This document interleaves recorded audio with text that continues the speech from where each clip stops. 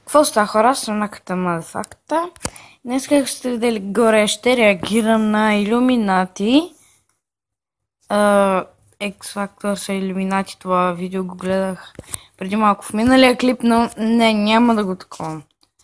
Няма да го показвам, защото има много глупости. Полигенове Илюминат, дайте. Преди да гледате това, будете сигурни, че сте седнали удобно, защото иначе може да припаднете от потресаващите факти. Полигенова. Нека вземем първите три букви от фамилията на Поли. Видяте ли какво се получава? Точно така. Ген. Генът е участък от дефоксирибонуклеиновата киселина е определена нуклеотидна последователност, която носи информация за изграждането на една или повече полипептидни връзки. Уау! Какво разбраме от това? Нищо като цяло, но нека се върнем на думата дефоксирибонуклеинова киселина. Очевидно тя е киселина. Пеето на киселините е по-малко от 7. Съвпадение? Не. Но какво общо имат киселините е Полигенова? До какво току-що стигнаме? Най-вероятно до нищо, но нека не спираме сега. Типът на киселина е зярната. Нека разгледаме нейната формула. Айде да соберем всички цифрите хищника. 1 плюс 4 плюс b плюс b плюс 9 плюс 7 плюс 1 плюс 5 плюс 7 плюс 4 е равно на 42. 42. Лолол, бихте това. Лолол. Триъгълникът на Илюминатите? 42 е едно по-голямо от 41. Добре, имаме триъгълник и цифрата 1. Напълно достатъчно. За да кажем, че Поли е Илюминат, но нека да потърсим още доказателства. Unafraid, never fade. When it's dark, we illuminate. We rise together. Стоп, чуте ли това? When it's dark, we illuminate. When it's dark, we illuminate.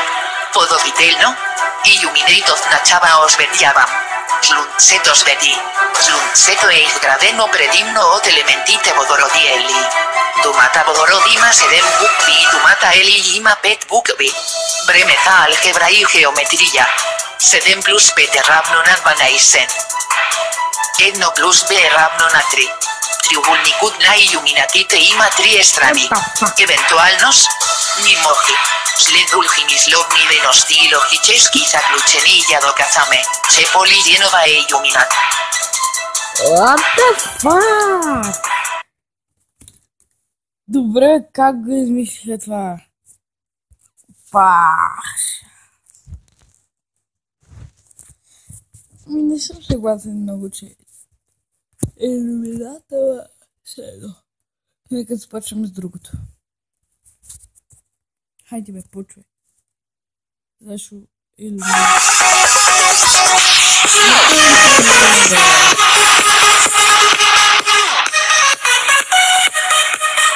Ще разберем дали Сашо Прото разбивача, трепача, сваляча, трошача, ебача, играча е част от световния заговор на Илюминати.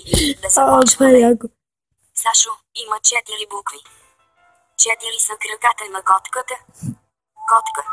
Котката има една опашка. Ахри има 9.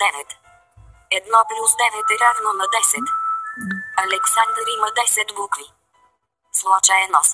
Не мисля. Александър е Даймонд 3. Даймонда е дивизията в лига, която идва след платинума. Платинума е метал. Знаете ли кое друго е метал? Точно така. Желязото. Циганите крадат желязо. Цигани. Те са неграмотни. В думата неграмотен има 10 букви. В Александър също има 10 букви. Случайност. Да, ама не. Време за висша математика. 10 плюс 10 е равно на 20. На 20-то ниво Сашо беше нуб. Нуб. Има 4 букви. Сашо също има 4 букви. 4 плюс 4 е равно на 8. Осмицата е символа за безкрайност. Сашо има безкрайна тъпотия. Тъпотия се римува с думата простотия. В простотия има 9 букви. Сашо е тъп. Тъп има 3 букви. Простотия има 9. 9 делено на 3 е равно на 3. Триъгълника има 3 страни. Не ми вярвате? Ето още доказателства. Сашо е 9 клас. Миналата година е бил 8. 9 минус 8 е равно на 1. Едно е окото в Илиоменати. Сашо е Илиоменат. Потвърдено.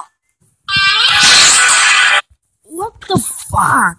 Как ги измисляте дадени мотикари елементи? Преди да гледате това, бъдете сигурни, че имате мотика, защото иначе няма да можете да си прекопаете нивата. Мотикария. Мотикария има 8 букви. Знаете ли кое също има 8 букви? Точно така. Адиантум. Но как по дяволите адиантумът има общо есе мотикария и съответно есе илюминатите? Да разберем. Адиантумът е растение от отдел папратовидни. Време за алгебра и геометрия. Адиантум има 8 букви и папратовидни има 12 букви. 12 минус 8 е равно на 4. Квадратът има 4 страни и той е фигура. Триъгълникът също е фигура. Триъгълникът на илюминатите? Съвпадение? Не. Все пак нека да не стигаме до заключение толкова бързо. Една от главните цели на мотикария е да осмее рупситата. Рупси. Рупси е град в Естония. Тарту е също град в Естония. В Тарту е починал физикът Франц Епинус. Франц има 5 букви и Епинус има 6 букви. 6 минус 5 е равно на 1. Илюминатите имат едно око. Евентуалност? Ни мозги. Вече имаме достатъчно доказателства. Да надгуртим, че мотикария е илюминат. Subscribe, Subscribe. Преди да гледате този видео. И така хора, аз бях на къта мадафакта, дано да ви е харесало това видео. Ако е така, дайте палец нагоре. Абонирайте се за мен. Ще видим в друго видео. Ай, чао!